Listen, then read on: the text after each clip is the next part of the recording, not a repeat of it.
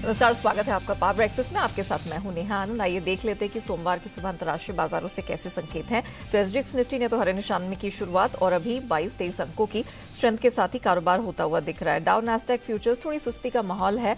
अमेरिकी बाजार आज बंद रहेंगे, उससे पहले एक छोटे दायरे का ट्रेड, 23 अंकों की मजबूती वहां दिखाई दे रही है।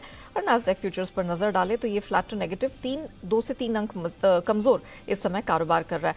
बाकी मार्केट्स पर नजर डालें तो जापानीज मार्केट 270 अंक नीचे है, लेकिन बाकी मार्केट्स कुछ स्ट्रेंथ दिखाने की कोशिश कर रहे हैं। 1/3 से आधे % की मजबूती दिख रही है, लेकिन प्रदर्शन दमदार तो हमने बीते हफ्ते कमोडिटी मार्केट में देखा। सोना, चांदी, कच्चा तेल और बेस मेटल्स अच्छी स्ट्रेंथ दिखी है। तो क्या कुछ हुआ है बीते सत्र में अंतर्राष्ट्रीय बाजारों में, और इस हफ्ते के आज के महत्वपूर्ण ट्रिगर्स कौन से हैं, सब बताने के लिए दीप मेरे साथ इस वक्त स्टूडियो में जुड़ चुके हैं। दीप, मॉर्निंग। वैसे तो यूएस मार्केट बंद रहेंगे तो ठंडा ही माहौल रहेगा, लेकिन क्या कुछ इंपॉर्टेंट बीते हफ्ते हुआ है, आज कहाँ रखनी है नजर? बहुत सारा एक्शन होने वाला है। ऑफ कोर्स आज तो अमेरिका बंद है और थोड़ा बाजार भी अच्छे मूड में दिख रहे हैं, क्योंकि वहां से आपको कोई संकेत नहीं आने वाले। थोड़ा एसजीएक्स निफ्टी भी ठीक दिख रहा है, बाकी एशिया भी ठीक दिख रहा है, बट काफी एक्शन पैक्ड हफ्ता रहने वाला है, क्योंकि हम देख रहे हैं कि नतीजों का सीजन शुरू हो चुका है फुल फ्लेज में। कई सारे नतीजे फ्राइडे को भी है, उनके बारे में बताता हूं। इस हफ्ते गोल्डमैन सैक्स, मॉर्गन स्टैनली, नेटफ्लिक्स, पीएनजी जैसे दिग्गज कंपनीज के नतीजे आएंगे, तो उस पर बाजार की नजर रहेगी। इसके अलावा बैंक ऑफ जापान की पॉलिसी आएगी और ये काफी इंटरेस्टिंग रहेगी, जब से उन्होंने अपनी बॉन्ड फ्लेक्सिंग की स्ट्रैटेजी सामने लाई है। फिर हमने देखा फ्राइडे को सरप्राइज बॉन्ड एक्शन भी आया था बैंक ऑफ जापान की तरफ से, तो फिर वहां से आज आपको देखना पड़ेगा कि आज नहीं, वेडनेसडे को आएगी पॉलिसी, तो देखना पड़ेगा उस पर बाजार कैसे रिएक्ट करते हैं। चीन से काफी सारा आर्थिक डेटा आने वाला है, इंक्लूडिंग उनकी जीडीपी के आंकड़े। अमेरिका में रिटेल बिक्री के आंकड़े आने वाले हैं, और डावोस में वर्ल्ड इकोनॉमिक फोरम भी शुरू हो चुका है, तो वहां से भी कुछ संकेत और कुछ कमेंट्री आएगी वर्ल्ड लीडर्स और कॉर्पोरेट लीडर्स की तरफ से। तो बहुत एक्शन पैक्ड हफ्ता होने वाला है, और पिछला हफ्ता भी काफी एक्शन पैक्ड था, जैसे हम सब ने देखा ही है। अमेरिकी बाजारों की शानदार चाल रही, और फ्राइडे को भी हमने देखा एक्शन वैसा ही बरकरार रहा। लगातार चौथे दिन आपने डाउ में तेजी देखी है, करीब 100 अंक ऊपर बंद हुआ। नैस्डैक लगातार छठे दिन आपको पॉजिटिव दिखा है, 0.1% की तेजी वहां पर भी आपको आती हुई दिखी। सुस्त शुरुआत हुई थी, ओपनिंग पर अमेरिकी बाजार गिर रहे थे, वहां से फिर रिकवर होकर हमने देखा कि दिन की ऊंचाई पर बंद हुए। निचले स्तरों से डाउ पर 300 से ज्यादा अंकों की आपने रिकवरी आते हुए देखी थी, और दिन की ऊंचाई पर अमेरिकी बाजार आपको बंद होते हुए दिखे हैं। बॉन्ड यील्ड 3.5% के नीचे है, कोई परेशानी वहां पर नहीं आ रही है। जो इनिशियल सुस्त एक्शन आपने देखा था वो बैंक अर्निंग से देखा था, क्योंकि Morgan Stanley, Wells Fargo, city group और बैंक ऑफ अमेरिका के नतीजे आए थे, तो उसके बाद बैंक्स में थोड़ा मिला जुला एक्शन रहा, थोड़ा बाजार वहां से लड़खड़ाए थे। बट देन हमने देखा कि लंबे वीकेंड से पहले अमेरिकी बाजार आपको डेज हाई पर बंद होते दिखे, और लगातार 2 दिन थर्सडे और फ्राइडे हमने देखा अमेरिकी बाजार डेज हाई पर बंद हुए। तो संकेत जो वहां से आ रहे हैं वो अच्छे ही आ रहे हैं। लगातार दूसरी साप्ताहिक बढ़त भी थी, अगर आप वीकली बेसिस पर देखें, डाउ 2%, S&P 500 0.3%, एंड नैस्डैक जो आउट परफॉर्म कर रहा है, यहां पर भी 0.5% की तेजी रही। तो लगातार दूसरे हफ्ते आईटी की तरफ से लीडरशिप आपको अमेरिका में आते हुए दिख रही है। यूरोप में भी आधे % तक की तेजी थी, कोई परेशानी वहां पर नहीं रही। कमोडिटीज में जैसा आप बता ही रही थी, दमदार एक्शन बना हुआ है। आज सुबह थोड़ा मिला जुला कारोबार आपको दिखेगा, बट डॉलर इंडेक्स 7.5 महीने के निचले स्तर पर है, करीब 102 के आसपास ट्रेड कर रहा है, तो कोई परेशानी वहां पर नहीं है। सोना 9 महीने की ऊंचाई पर है, $1920 पर आपको आते हुए दिखा है। पिछले 2-3 महीनों में सोने में जबरदस्त एक्शन आपने देखा है, पिछले हफ्ते भी 2.5% ऊपर था।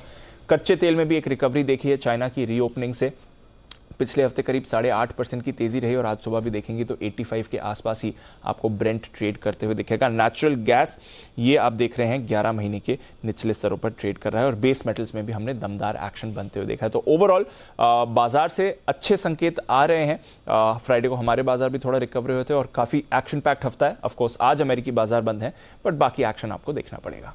चलिए, तो सारे एक्शन पर रहेगी नजर, और उम्मीद हम यही करते हैं कि भले ही यहाँ पर अमेरिकी बाजार बंद रहे, लेकिन हमारे मार्केट्स हैं कुछ अपने दम, कुछ अपने क्यूज पर स्ट्रेंथ के साथ कारोबार करते नजर आएंगे। Deepanshu, thank you so much वो पूरी डिटेल्स दर्शकों के सामने रखने के लिए। आइए आगे बढ़े, उससे पहले देख लेते हैं कि संस्थागत निवेशकों की तरफ से शुक्रवार को प्रदर्शन कैसा देखने को मिला है। तो दमदार खरीदारी तो हम देख रहे हैं घरेलू संस्थागत निवेशकों की तरफ से जारी है। 1950 करोड़ की खरीद का फिगर वहां से निकल कर आया। एफएनओ स्पेस में हमने दमदार ऑलमोस्ट 3000 करोड़ के आसपास की खरीद का फिगर देखा, लेकिन कैश स्पेस यहां पर जो विदेशी संस्थागत निवेशक हैं उनकी तरफ से पकड़ ढीली होती हुई दिखाई दे रही। 2422 करोड़ की बिकवाली का फिगर वहां से निकल कर आया है। चलिए अब जान लेते हैं कि खबरों के दम पर किन स्टॉक सेक्टर्स में दिखेगा एक्शन। और क्योंकि तिमाही नतीजे यहां पर फुल फ्लेजेड शुरू हो चुके हैं पिछले हफ्ते से ही, उसकी भी उस पर भी हमारी नजर होगी, उसका लेंगे जायजा। पूरी डिटेल लेकर, पूरी तैयारी करके अरमान हमारे साथ जुड़ चुके हैं। अरमान, मॉर्निंग। सबसे पहले तो बताइए वीकेंड पे नंबर्स कौन कौन से आए हैं, कैसे रहे हैं? जी बिल्कुल, काफ़ी दिग्गज कंपनियों के नतीजे आते हुए दिखे हैं, जिसमें सबसे पहले अगर आप बात करेंगे तो विप्रो के नतीजे, जहां पर जो अगर आप देखेंगे जो हमारा अनुमान था ओवरऑल, हमारे अनुमान के मुताबिक ही नतीजे आते हुए दिखे हैं। आय में जहां पे आपको लगभग 3% का उछाल है, वहीं IT डॉलर रेवेन्यू की बात करें तो वहां पर लगभग फ्लैट रही है। और अगर कंज्यूमर मार्जिन्स की बात करें तो वो 14% से बढ़कर 15.6% पर आते हुए दिखे हैं, जो कि हमारा अनुमान 14.8% का था। L&T फाइनेंस होल्डिंग, यहाँ पर नतीजे मिक्स दिख रहे हैं। NIIs आपको अच्छे दिखेंगे, NIMs भी अच्छे हैं, पर जो ग्रॉस स्टेज NPA है वहां पर आपको थोड़ा देखना है, क्योंकि अगर NIIs की अगर आप बात करें तो वहां पे 24% का उछाल है, और ग्रॉस स्टेज 3 जो NPA है वहां पर 4% से बढ़कर लगभग 4.2% पर आते हुए दिखे हैं। वहीं निम्स की बात करेंगे तो निम्स भी अच्छे खासे बढ़कर आए हैं, 6.9% से बढ़कर 7.4% पर आते हुए दिखे हैं। HDFC बैंक बढ़िया नंबर है, NII लगभग 24.6% बढ़कर आई है। प्रोविजंस जो हैं वो घटे हैं, 6.3% घटे हैं, और निम्स जो हैं वो भी मतलब लगभग फ्लैट रहे हैं। अगर आप 4.3% देख रहे हैं तो लगभग 4.3% के आसपास ही है। हाँ, और अगर आप बात करें कि प्रोविजंस के जैसा कि मैंने ऑलरेडी कहा, मुनाफे में लगभग अगर आप देखेंगे वहां पर लगभग 18% के आसपास का उछाल है। एवेन्यू सुपरमार्ट, डीमार्ट, जिसके आप जानते हैं, अगर आप आय की बात करेंगे, आय जो हमारा अनुमान था उसके मुताबिक ही, हालांकि मार्जिन्स और मुनाफे में जो हमारा अनुमान था उससे काफ़ी बड़ा कट आता हुआ दिखा है। आय लगभग 26% बढ़कर आई है, पर जो मार्जिन है वो 9.4% से घटकर 8.3% पर आते हुए दिखे हैं, जबकि हमारा अनुमान अगर आप करेंगे तो 9% का था। और मुनाफा 551 करोड़ से लगभग 590 करोड़ पर आता हुआ दिखा है, पर जो अनुमान था वो 650-655 करोड़ के आसपास का था। आदित्य बिरला मनी, यहाँ पर आय लगभग 11% बढ़कर आई है, और मुनाफे में भी लगभग 35% का उछाल है। और जस्ट डायल की अगर आप बात करें तो जस्ट डायल में भी अगर यहाँ पर अगर आप देखेंगे तो आय में लगभग 40% का उछाल है, और मार्जिन जो हैं वो 3.5% से बढ़कर 12% पर आते हुए दिखे, और मुनाफा भी 19 करोड़ से बढ़कर 75 करोड़ के आसपास आता हुआ दिखा है। ओके, तो कह सकते हैं कि मिक्स बैग नंबर्स यहाँ निकल कर आए हैं, और ये जो वीकेंड पर नंबर्स आए हैं मार्केट उस पर आज रिएक्ट करता हुआ नजर आएगा। चलिए, ये तो बात नंबर्स की होगी अरमान, लेकिन आज के ट्रिगर्स कौन से महत्वपूर्ण हैं और खबरों के दम पर किन स्टॉक्स में, सेक्टर्स में एक्शन दिखने वाला है? बिल्कुल, आज भी नतीजे आने वाले हैं। नतीजों में F&O में आपको फेडरल बैंक के नतीजे आते हुए दिखेंगे। कैश में Indian Acrylics, JSW Ispat, Kesoram, Bank of Maharashtra, Tinplate और एंजल वन जैसी कंपनियां जिनके नतीजे आएंगे। WPI का दिसंबर का डेटा आएगा। रिलायंस कैपिटल, जहां पर NCLT की सुनवाई होगी। ट्रैक्सन टेक्नोलॉजी IPO जो है उनका लॉक इन जो है वो आज जो है वो बंद होता हुआ दिखेगा 90 दिन का। और सुप्रीम कोर्ट जो है वो टेक जाइंट गूगल की जो प्ली है वहाँ पर NCLT जो है वो वहाँ पर उनको सुनते हुए दिखेंगे। एक्स डेट है TCS का जो डिविडेंड था 75 का। अब खबरों पे आ जाते हैं। खबरों पे आपको टाटा मोटर्स पर ध्यान रखना है, क्योंकि कंपनी के अमेरिकन डिपोजिटरी शेयर्स के प्रस्तावित डीलिस्टिंग और अमेरिकन डिपोजिटरी शेयर्स प्रोग्राम के टर्मिनेशन के संबंध में उन्होंने फॉर्म 25 जो है वो फाइल किया है, और कंपनी ने SEC जो वहाँ पे है USA के पास जो है वो 13 जनवरी को जो है ये फॉर्म 25 फाइल किया गया है। पिरामल फार्मा, इनको US FDA ने इनका प्री अप्रूवल इंस्पेक्शन GMP जो है वहाँ पर किया था, और इस इंस्पेक्शन में 2 आपत्तियों के साथ फॉर्म 483 जारी किया है।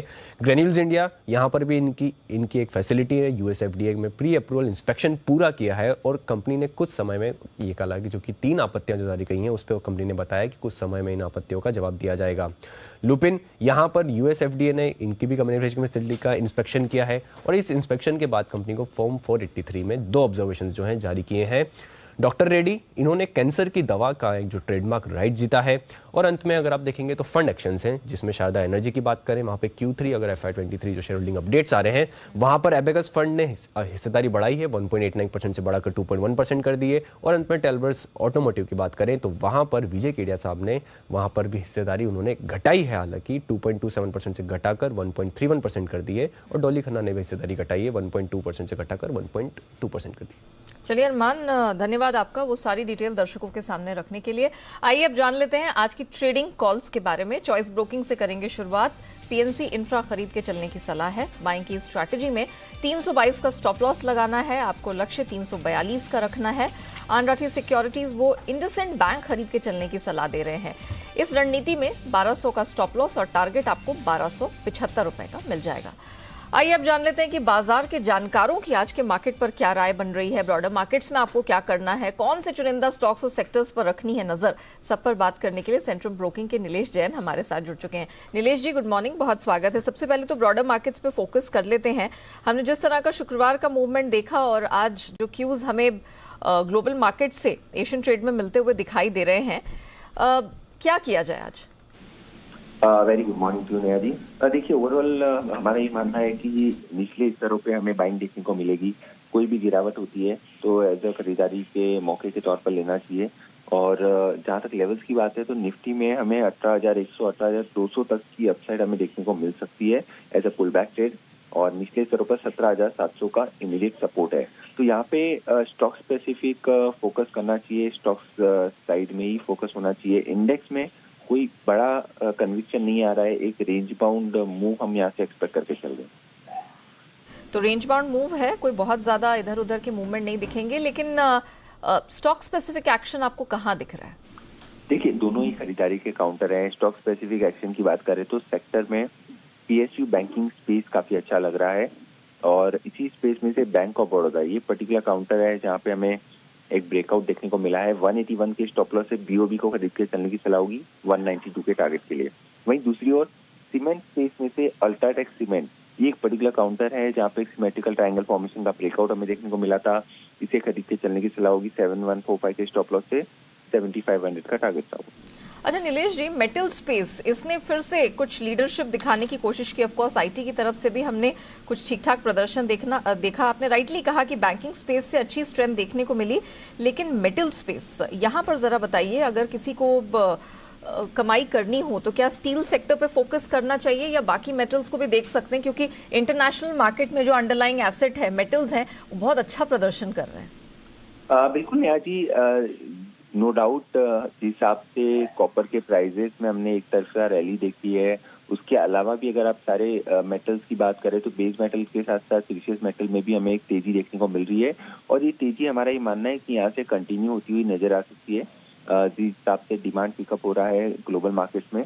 तो यहाँ पे steel sector definitely momentum continue होता हुआ नजर आ सकता है। कुछ एक काउंटर जो हमें पसंद आते हैं, एल्यूमिनियम स्पेस की बात की आपने, एल्यूमिनियम स्पेस में से अगर हम देखें तो हिंडाल्को ये एक पर्टिकुलर काउंटर होगा जहाँ पे हमें थोड़ा सा कन्विक्शन ज्यादा नजर आता है। लगातार high top and high bottom formation बन रहे हैं, इस पर्टिकुलर काउंटर पे गिरावट पे ऐड करके चलने की सलाह होगी। इसके अलावा JSPL Jindal steel and power limited ये एक दूसरा काउंटर होगा स्टील स्पेस में जो हमें पसंद आता है। इसके साथ साथ टाटा स्टील को भी ध्यान में रख के चलना चाहिए। तो overall yes, metals no doubt वहाँ पे हम ऑलरेडी एक मूवमेंट देख चुके हैं, और ये मोमेंटम जो है वो स्ट्रांग है और कंटिन्यू होता हुआ नजर आ सकता है। इसके साथ साथ डॉलर इंडेक्स में जो हम गिरावट देख रहे हैं लगातार, उसके चलते यहाँ पे मेटल सेक्टर को और बेनिफिट होता हुआ नजर आ सकता है। ओके, चलिए, तो बैंकिंग स्पेस में एक्शन रहेगा, अल्ट्राटेक सीमेंट यहाँ पर भी फोकस है, लेकिन मेटल स्पेस है, इसको इग्नोर मत करिएगा। जो स्ट्रेंथ है, जो मोमेंटम है, वो अभी भी जारी रहने की पूरी संभावना है। थैंक यू नीलेश जी हमारे साथ जुड़ने के लिए, बताने के लिए कि आज के मार्केट में कहाँ है कमाई के मौके। शुरुआत करते हैं FIR के साथ, देखते हैं FII इन्वेस्टमेंट रिपोर्ट्स।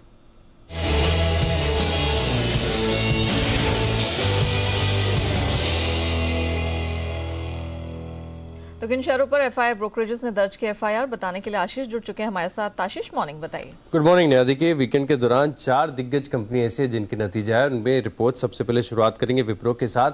यहाँ पर जो रिपोर्ट्स आई हैं, CLSA ने आउट परफॉर्म की रेटिंग को बरकरार रखा है, 450 का टारगेट दिया, लेकिन JP मॉर्गन अगर आप देखें तो लंबे समय से स्टॉक के ऊपर बेरिश है, अभी भी अंडरवेट की रेटिंग को बरकरार रखे हुए 370 के लक्ष्य के लिए।